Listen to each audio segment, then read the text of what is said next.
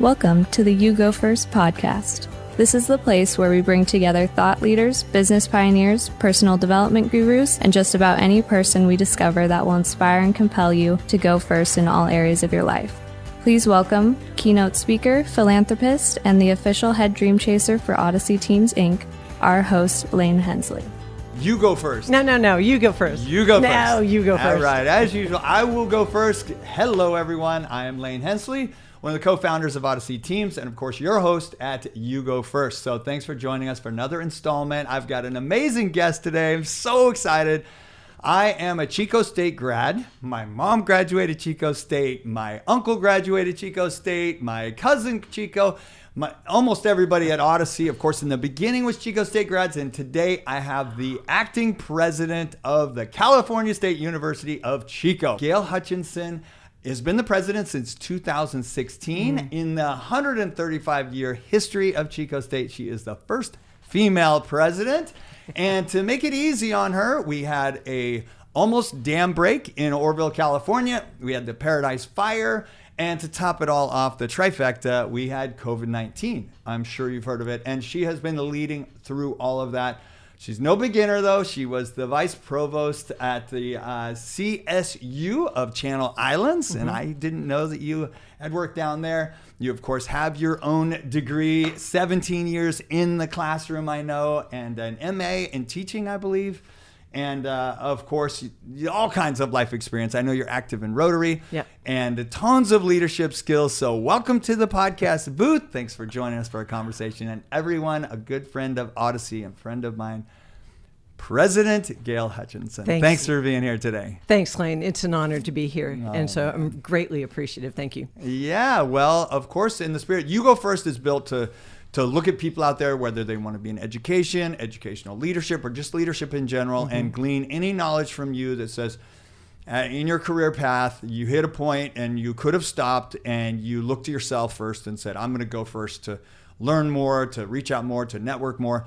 What would you say are some of the biggest stopping points you ran into in your career? How'd you get through those things and end up as the president? I know you're retiring this year, so thank you. This is the culminating. Now you look back and go, wow, how did I get here? And what were some big kind of hurdles you got over on your way to your role? Sure. Thanks for the question. And gosh, I've had a 38-year career in higher education. 33 have been with the California State University, and 30 of those have been at my beloved Chico State.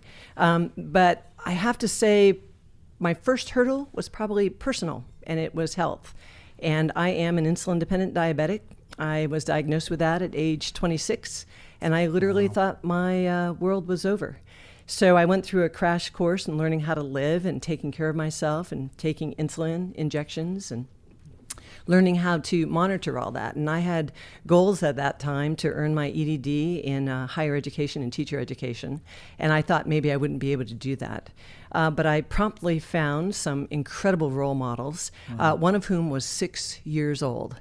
And one day when it was the day before getting out of the hospital, and there was a cohort of us who had just been in there learning that we have insulin-dependent diabetes. And this 6-year-old asked the nurses at the nursing station, can Gayle take me across the streets to the gift shop so I can buy a present for my mother? And the nurses said yes. And so this little boy and I, 6, go downstairs. And here I am, 26, thinking my world is over. And here this 6-year-old child is full of life. Wow. And he's talking to me not only about what he wishes to buy his mother and what a great day it was and what he's going to do with his life. And he's 6.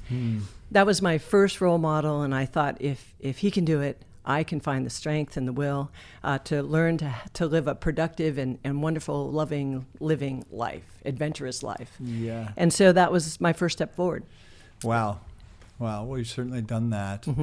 It's interesting as far as medical. I know leadership for you is certainly not just an on-the-job kind of thing. It's a life thing. I know you're active in Rotary, and I know you lead in so many ways in Chico. And at the same time, first thing you got to lead yourself through those kinds of struggles. Our previous guest, which should be an episode right before you, is also insulin dependent and doing triathlons and stuff. I think you've completed triathlons. I have, and yes. Athletic events and things like that. So in the spirit of okay, so you find yourself as the first female president at Chico State. What would you say? I mean, we're certainly in a world of diversity, equity, inclusion, and making sure that we're looking around going, okay, how do we get everybody's voice to the table?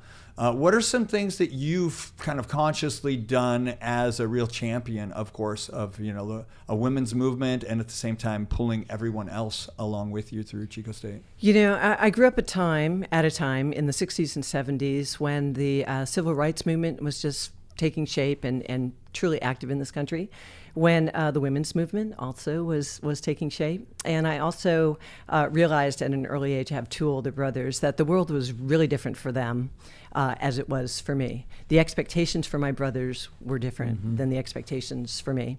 And I always wanted to go out and be adventurous and see the world and be my own person.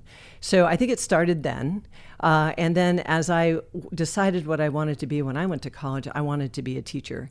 And my reason for wanting to be a teacher is to help young people, help children strive toward their potential, really create access and opportunity for kids, especially kids who are maybe down and out or kids who don't really get a chance, give them that opportunity.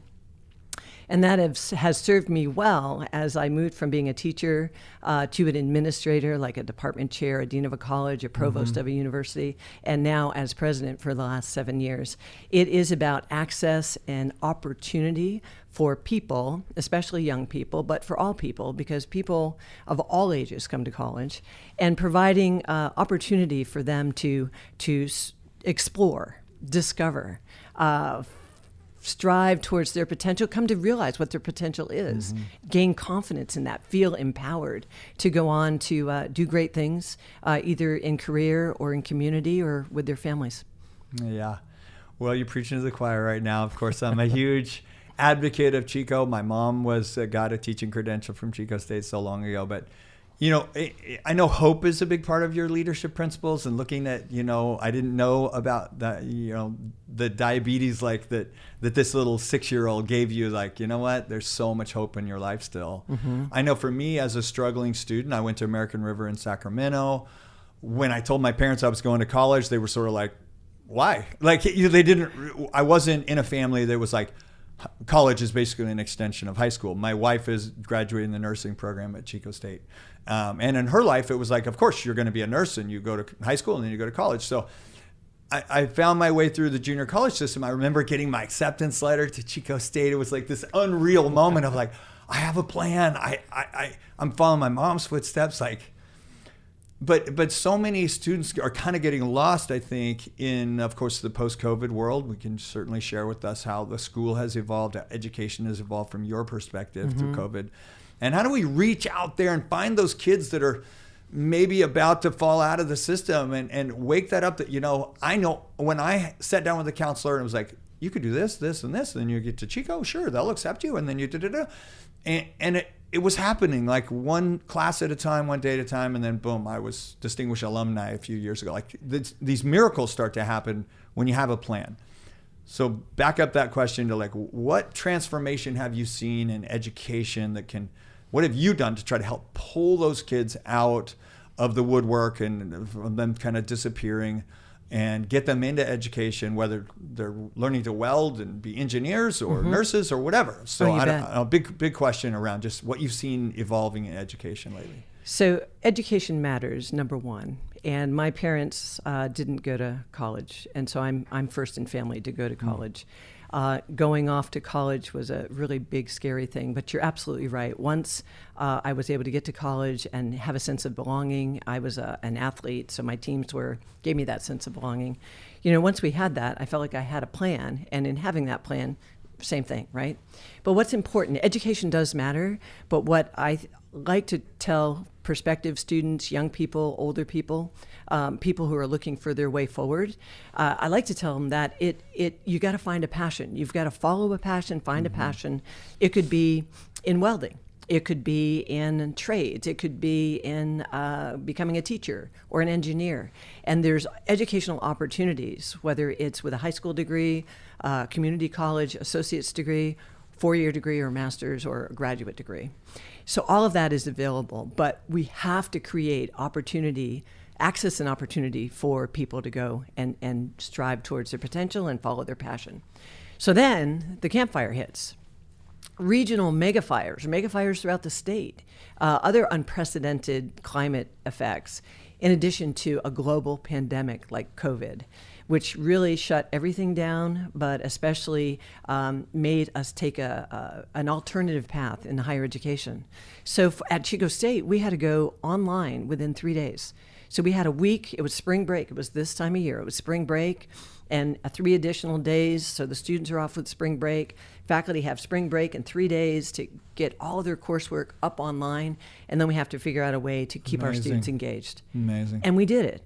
But now we're coming out of COVID and we recognize things as you recognize, which there are some students who are coming back already and they're happy to be back. They're craving in person. They're craving that sense of community. But we've lost 2 years of students being on campus. So the first to college come to campus.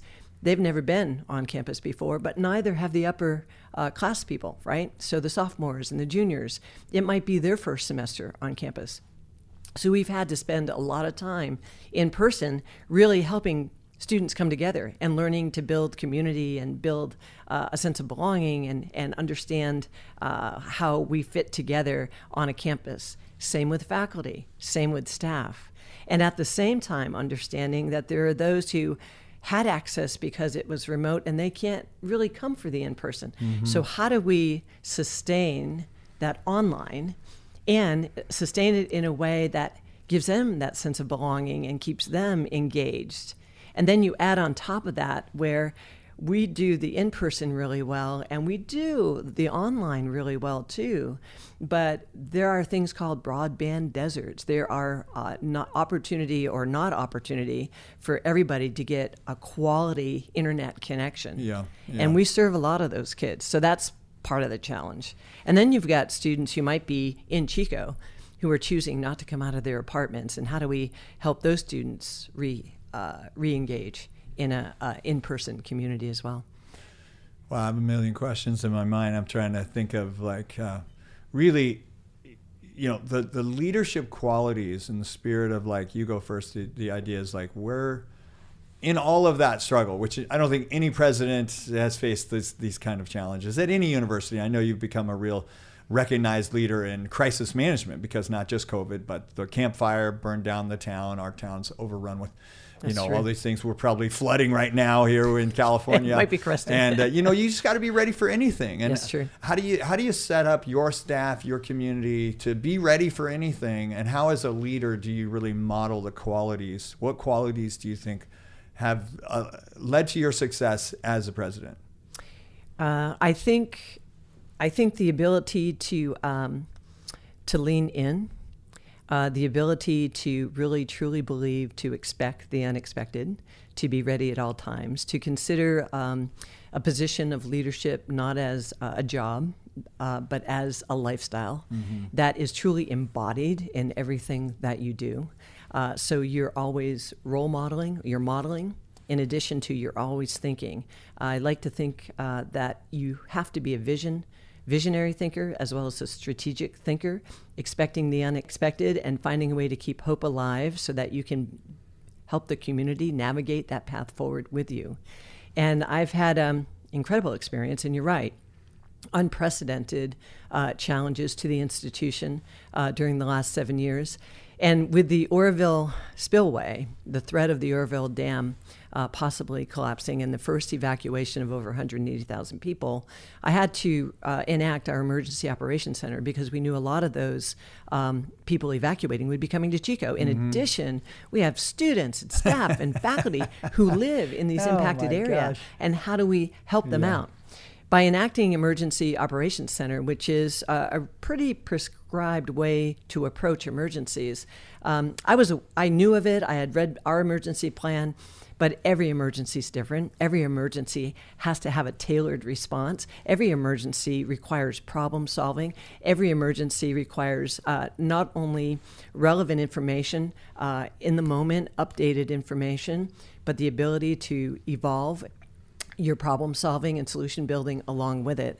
So we had good practice with that. So, and unfortunately, when the Camp Fire hit, I I knew immediately that we had to get everybody together, and we stayed in the Emergency Operations Center day and night for 14 hours a day for 16 days straight as we're working and coordinating our emergency response, not only with the city of Chico and the communities up in the Ridge, but also with Butte County and then Cal OES, which is California Operations for Emergency Systems, and all the other first responders. And you have to be willing to lean in. And then you have to also understand that it's not at the moment. You cannot get tired. So through this, you have to realize it's a marathon, and you have to realize that in order to solution build and problem solve, you got to maintain your health, and you got to maintain the health of your team, which is you've got to figure out how to engage in self-care and the self-care of your team, and how you continually do that so you can make it to the finish line of the marathon, however long that's going to be. Wow. Well, I know sometimes leaders, it's not always the decision you make, but how you get to those decisions that really creates your brand of like, are you getting information from other people? And then of course, tough decisions have to be made. You made tough decisions. I know we at Odyssey were a part of like onboarding the incoming freshmen in the dorms. We created videos and presentations, and then another round of COVID hit, and oops, sorry kids, we're not coming to school this year. You're back home. I have a daughter who just graduated Arizona State, and another that's at NAU in Northern Arizona. And it's weird because I really wanted them to go to Chico State, but it was like we grew up here, so it was like, go out there in the world. And everything their mom and I were trying to figure out is like, how do we find something like Chico? And people who don't know, Chico is a small town. We're a college town. The university is a huge piece. So when you're talking about your response to these crises, it was critical for Chico how the college would respond. It's Absolutely. A huge part of our economic structure, our community. Lots of students stick around, and there's just a comfortable, fun vibe to Chico. And yes. My daughter that went to Northern Arizona and ASU, my heart just breaks that they're not graduating with like 30 best friends and this whole network. Like Chico does a really great job of building network. Now, it could have been a generational thing. I'm in the 90s, late 80s. We didn't have phones and the isolation. It's still happening. There's still community. It can happen. It's still community, yes. It can happen. So what do you think are like the biggest challenges facing young people today going into college as they're in social media, judgments in some way, peer pressures? What do you think are the biggest personal struggles that the students are facing right now? I think young people today have incredible stressors, things that I did not have when I was growing up. And a lot of that is related to the access to social media and other online platforms. Additionally, I think it's incredibly hard to understand, based on what you're seeing online, what is fact, what is credible information, which makes it hard for, I think, a young person, for anyone, for that matter. Additionally, I know that we're able to identify mental health challenges better through diagnostics and all that. And I know that a lot of young people are suffering mental health. And so when you've got mental health challenges, when you've got difficulty understanding what is credible information, what is not credible information, and then perhaps you recede behind a screen as opposed to integrating and engaging in in-person community, I think that also doesn't help with the development of our young people. So a whole plethora of challenge. And our response as Chico State is, as it always is to really help identify what the needs of students are, and then rally our support services in ways that we address that head on. And we're doing it. We're doing it, and I think we're doing it well. Well, I know you were a part of raising, I think, $106 million for student success and all kinds of other things that are going to live, of course, well beyond your tenure as the president. What would you say are like your proudest accomplishments as you look back? 30 years at Chico State, being part of an incredible community, absolute amazing community, and not just Chico State, but the community at large. So that's one.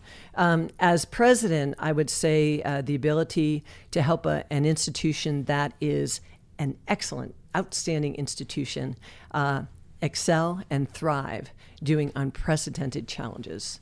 Because we are. I mean, we achieved some university reaccreditation. We're still winning all kinds of awards. We've raised over $106 million in our first capital campaign, most of that over the last 7 years. Awesome. People really recognize Chico State as that academic powerhouse and activity powerhouse and the unique experience that we provide. And then on top of that, I've done a lot with the strategic plan for the university. So placing equity, diversity, and inclusion as our number one university priority, along with civic and global engagement and resilient and sustainable systems. Those three priorities are really contemporary. They acknowledge what's happening in the world, and they acknowledge really the unprecedented challenges that we don't know what's going to happen tomorrow, but we're ready to help solve. Well, I travel a lot as a speaker and doing our leadership and team building stuff. And anywhere in the world I go, I'll say I'm from Chico, and somebody in the crowd, and Chico, I went to the Bear, and they just have this immediate connection, whether it's through Sierra Nevada or through the university or through these great companies that are born out of Chico.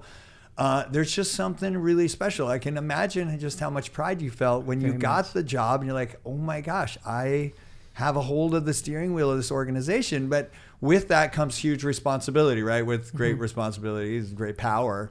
What are the biggest fans of you would say, and what are the trolls say out there that are like, oh, she doesn't listen, or she's like this or that? I mean, just what's it like when you hear from the trolls or when you hear from the fans? So I'll begin with the fans. And I think for the most part that I believe in inclusivity, equity, and diversity. I'm a proponent and advocate and partner for shared governance. Do that quite well. Willing to lean into the tough challenges, have the courageous conversations, and also do things in a way that help the university advance and take care of our students. Number one, first and foremost, is taking care of our students and student success, and then doing so in a way that also takes care of our faculty and staff and the community at large. So I think that's what the fans would say. The trolls would probably say, I don't listen enough. And that they wish things were different in certain areas. Yeah. So I think it's always a double-edged sword, because if I look at things that they're complaining about, I have equal number of areas where we've been highly successful that are in the category of which they're complaining. I think Renee Brown, is that right? Brene Brown, say it again? Brene Brown. Yeah, Brene Brown. I think she said it well, and I know someone said it before her, is that it's easy if you're not in the arena really trying to make those tough decisions on a day-to-day, you really don't know what's going on. It's easy to be that armchair quarterback. So for the folks who may, and I wouldn't call them trolls, but folks who perhaps disagree with what I'm thinking and saying, okay. I think they're just not in the arena. They may not have all the information to understand how I was able to, or we were able to arrive at a decision. Yeah. It's hard when somebody feels like, well, she doesn't listen. It means you might have heard them, but you just didn't make the same decision that they wanted. And it's like, I hear you, but I have all this other data that I have to balance. And like I said, you have really led through some of the most difficult times in world history, honestly. And a world history that, like you said, through media and social media and just so many pieces of information coming at people from 1,000 different directions. Of course, they're going to have misinformation and they're going to question decisions. And that just goes with sort of this evolution that the world is kind of built for me, whether it's through my phone's algorithm. And now I'm living in a community that's not everything works out perfect for what I want. Now the exciting part is like, okay, so this is the end of your chapter as the president. I know you have a few more months to go, so that's exciting. Besides pickleball, I know people at Odyssey play pickleball. Besides pickleball, what's next for you? Do you have a book you're going to write? Are you going to go on a speaking tour? Are you're active in Rotary? What's some of your passions now that your role is going to change? Yeah. So first and foremost, I will retire June 30. So I'm treating it like the track star who runs the race on the track. that you don't stop until you're a good 10, 15, 20 yards past the finish line. So we're full speed till the end of the semester, trying to get done all the things that I still think we have to accomplish as we make way for the new president, who I hope is incredibly dynamic and can help take Chico State to another level, which is going to be awesome to watch. For me personally, my wife has said that she really wishes for me to not do anything for a year. So let's just say that I'm collecting opportunities right now, and they're starting to show up. They're interesting. Yeah. And I will continue my community service. I wish to continue with Rotary and Sir Optimist and be helpful where I see need maybe in the community. And then I want to get healthier. I'm healthy, but I want to be healthier. I wish to get back to cycling and golf and pickleball, see where that can take me. Read more. I love reading history and economics and politics and the whole bit, so I want to read more. So I've got a stack of books that I really wish to get through. But perhaps the first thing I'm going to do is sleep. A fair request to take a year, because I know the role that you've been in is certainly not one that, is a 9-to-5 job. It's, I'm sure, 24/7. 24/7. And like you said, so many responsibilities, and all roads lead to you when it comes to like the big decisions that Chico has made.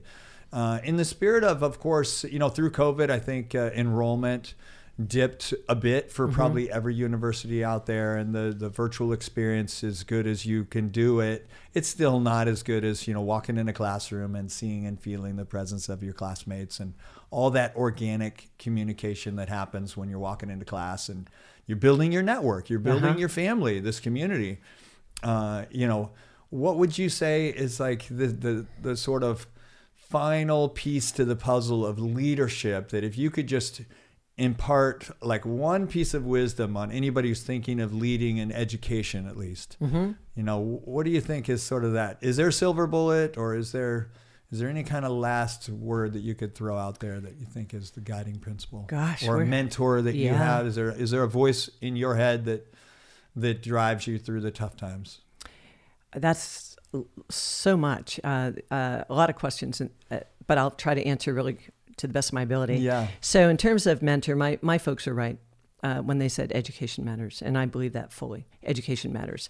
It matters in order to take care of the individual who is pursuing education, whatever that may be, the family, their community, and also the nation, right? Democracy is dependent on an educated citizenry. Yeah. We have to be educated. So that's one. Secondly, for those who are maybe going into education, specifically higher education's at a transformative moment. We see nationwide that the number of high school students graduating from high school is declining because population has declined in that high school going age. There's also challenge out around the country about, is there value to a college degree? And I argue, yes, there is. But we have to really help everyone understand what the value of a college degree is, because it is highly valuable. And then lastly, it's really looking at now with COVID and with mega fire, unprecedented challenges that, like flooding or whatever, that require us to shelter in place or stay at home. How can we integrate that online experience better? And so for the university that really prides itself on an in-person experience for more than 135 years, we're not going to be back fully in person. We're going to be back fully in person, but we're going to have this also full complement online, because that creates opportunity and access for those students who couldn't make that in-person experience. So how do we provide more for those who cannot come to us, and we meet them where they are in their communities, but still try to get them engaged in community, not just staying in their homes or apartments or whatever, and then maintain that Chico experience, both in person and online, so that when we're traveling the world and we run into someone with a Chico State sweatshirt, it's like, oh man, I love Chico State. Special. It is special, whether you learned in person or remotely. Yeah, well, we've done it Odyssey, and what you're doing as well is it's not like we went virtual because of COVID. Now COVID's over, so let's get back in person. Exactly. Virtual is here to stay. Yep. social media is here to stay. This ability to be in other parts of the world. I've had guests that are joining through Zoom or some virtual platform. I'm so thankful that you were able to set aside time. I think it's spring break right now when we're filming this, so you were able to make time for us here at Odyssey. I know you've been following us kind of from afar. Like I said, I graduated Chico. My business partner Bill was Chico, finance major. Todd was also a rec major. And I know for me, like you talk about education, when I was sort of on the fence whether I would go back to college at American River and get a degree, I was hanging out with some people that were going to Stanford and Berkeley and these other schools one New Year's Eve up in Truckee. And I was like, these people just talk different than the kind of folks I'm hanging out with as I was doing construction, trying to figuring life out. And I thought, I want to be educated. Like that was it. I didn't know really what I could do and where my skills were, but I just really landed on what you said. Is like, you know what? I want to be educated. I want to be worldly. I want to know things about history and about, how to write better and how to use a computer, which was the beginning back then. But it's here to stay, virtual. I know I am very thankful. Ross is here. He's a Chico State grad in media as well. And he'll produce our video for us. But I just want to really extend the most heartfelt thank you to us at Odyssey Teams and to the You Go First family. Viewers out there, I hope that you've enjoyed the conversation with the President, Gayle Hutchinson, and the time that she's shared with us today. So with that, I just want to say a huge thank you to you personally. Thank you. And professionally, watching you, cheering for you. And you've really navigated our town and this university through some pretty darn crazy, tough storms. And crazy we're in times. Good shape. So a big invitation to all of you out there. You're thinking about sending your kid off to college. My kids grew up here, so they'd start, I should go somewhere else. And really, honestly, I wish they had Chico State. Gone here. Chico State all the way. So with that, thank you. And thanks for being here. Yeah, thank you, Lain. And big hugs and love to you and the Odyssey team. Thank you. Yeah, here, give me a hug here. Awesome.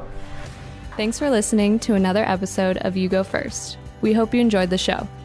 If you want to listen to another episode, you can find us at yougofirst.live, or you can see more about our host, Lain Hensley, on his Instagram at OneDreamChaser. To learn more about his company, Odyssey Teams Inc., go to odysseyteams.com or follow all their social media channels at Odyssey Teams. Thanks again, and we hope that you will go first to share our podcast with a friend or colleague. Now, you go first.